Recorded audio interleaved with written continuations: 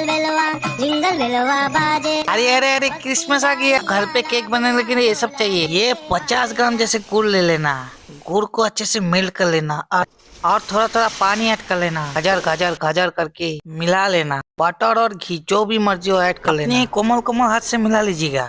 फिर उस मिक्सचर को एक बॉल में ट्रांसफर कर लीजिए। रेड कलर, ग्रीन कलर और येलो कलर। अभी जाएगा टूटी फ्रूटी, पिसा हुआ काजू, मैंने दे दिया डेट्स, फिर किशमिश, ग्राम जैसा मैदा ऐड कर लीजिएगा। फिर दे दीजिएगा सिनेमन पाउडर। अरे भैया दालचीनी, पिसा हुआ लौंग, 1/4 बेकिंग पाउडर और बेकिंग सोडा। तो अच्छे से मिक्स करके ये दे दीजिएगा। ये कॉन्डेंस मिल्क बेकिंग ट्रे और बेकिंग फॉइल में ट्रांसफर कर लीजिएगा। उसको सेट करने के बाद कढ़ाई को प्रीहीट कर लीजिएगा।